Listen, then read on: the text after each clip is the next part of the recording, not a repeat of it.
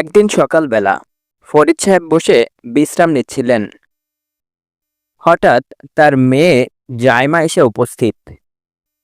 সে বাবাকে বলল, বাবা, সামনে তো কোরবানি আসছে, আপনি কি আমাকে কোরবানির ইতিহাস সম্পর্কে বলবেন? ফরিদ সাহেব তার মেয়েকে বলল, হ্যাঁ মা, অবশ্যই, এখানে বসো, আমি তোমাকে কোরবানির ইতিহাসটি সংক্ষেপে বর্ণনা করছি। ফরিদ সাহেবের ভাষ্য মতে, সে অনেক অনেক বছর আগের কথা।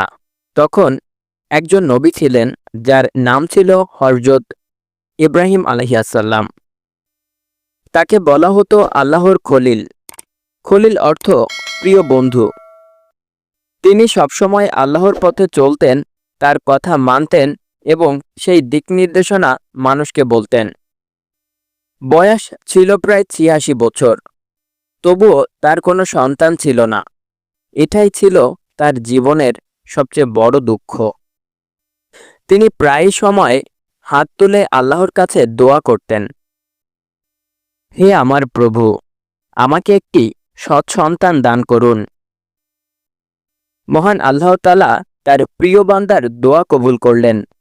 তিনি তাকে জানিয়ে দিলেন, আমি তোমাকে এক সহনশীল পুত্রের সুসংবাদ দিলাম। তার কিছু মাস পরে ইব্রাহিম আলাইহিসসালামের ঘর আলোকিত করে এক পুত্র সন্তান জন্ম নিল। তার নাম রাখা হলো হযরত ইসমাইল আলাইহিসসালাম। দিনের পর দিন গড়িয়ে যাওয়ার সাথে সাথে শিশুপুত্র ইসমাইল আলাইহিসসালাম একটু একটু করে বড় হতে লাগল। ইসমাইল আলাইহিসসালাম ছোট থেকেই ছিলেন মার্জিত স্বভাবের এবং তার প্রতিটি কাজই ছিল আল্লাহ ভীরুতা ও আল্লাহর প্রতি সম্মান। কয়েক বছর পর একদিন রাতে হযরত ইব্রাহিম আলাইহিসসালাম স্বপ্নে দেখলেন তিনি তার প্রিয় পুত্রকে কোরবানি করছেন। তিনি ভাবলেন, এটা কোনো সাধারণ স্বপ্ন নয়, নিশ্চয়ই এটা আল্লাহর পক্ষ থেকে আসা নির্দেশ।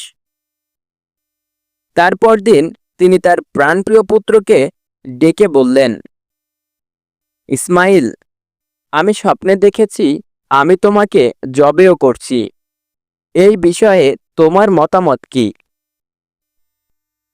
ইসমাইল আলাইহিসসালাম বললেন, হে পিতা, আপনাকে যা আদেশ করা হয়েছে আপনি তাই করুন, ইনশাল্লাহ আপনি আমাকে ধৈর্যশীল পাবেন। কি আশ্চর্য এক ছেলে! শুধুমাত্র আল্লাহর সন্তুষ্টির জন্য নিজের জীবন দিতেও সে প্রস্তুত। পুত্রের কথা শুনে ইব্রাহিম আলাইহিসসালাম তাকে নিয়ে কোরবানির উদ্দেশ্যে যাত্রা শুরু করলেন। খানিকক্ষণ হাঁটার পর এক নিলিবিলি স্থানে এসে পিতা পুত্রকে কোরবানি দেওয়ার জন্য একটি পাথরের উপর শুইয়ে দিলেন।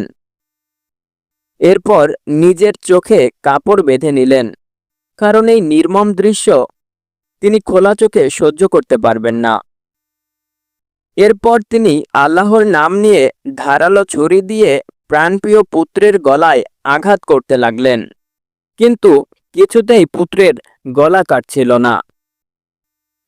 ঠিক সেই মুহূর্তে আল্লাহর নির্দেশে হযরত জিবরাইল আলাইহিসসালাম বেহেশত থেকে একটি দুম্বা এনে শিশুপুত্র ইসমাইল আলাইহিসসালামের স্থানে রেখে দিলেন। তারপর সেই দুম্বাটি ছুরির আঘাতে জবাই হয়ে গেল। ইব্রাহিম আলাইহিসসালাম বললেন, আলহামদুলিল্লাহ। তারপর তিনি তার চোখের কাপড় সরালেন এবং দেখলেন তার পুত্র পাশেই দাঁড়িয়ে আছে এবং জবাই হয়ে গেছে একটি দুম্বা। তখন আকাশ থেকে ডাক এলো, হে ইব্রাহিম, তুমি তো তোমার স্বপ্নকে সত্যে পরিণত করেছ। আমি তোমাদের পিতা পুত্রের তাকওয়া দেখে অনেক খুশি হয়েছি। মা জায়মা, এটি হলো আমাদের কোরবানির ঘটনা। আমাদের প্রত্যেকের সামর্থ্য অনুযায়ী কোরবানি করা উচিত এবং আল্লাহর সন্তুষ্টি অর্জন করা উচিত। পবিত্র কোরআনে আল্লাহ তাআলা বলেছেন, এগুলোর গোশত ও রক্ত আল্লাহর কাছে পৌঁছে না, কিন্তু পৌঁছে তার কাছে তোমাদের মনের তাকওয়া। তাই প্রিয় ভাই বোনেরা, আসুন কোরবানির মাধ্যমে আমরা আল্লাহর সন্তুষ্টি অর্জন করি এবং কোরবানিকৃত পশুর গোশত সঠিক নিয়মে বন্টন করি। আল্লাহ আমাদের সবাইকে এই শিক্ষা মেনে চলার তৌফিক দিন। আমিন। প্রিয় ভাই বোনেরা, এমন আরও ইসলামিক ঘটনা পেতে আমাদের চ্যানেলটি সাবস্ক্রাইব করে গল্পকারের এই পরিবারের সঙ্গে যুক্ত হয়ে থাকুন। আপনাদের প্রত্যেকের মতামত কমেন্ট করে জানান। সকলেই সুস্থ থাকুন, আল্লাহর পথে চলুন। আল্লাহ হাফেজ।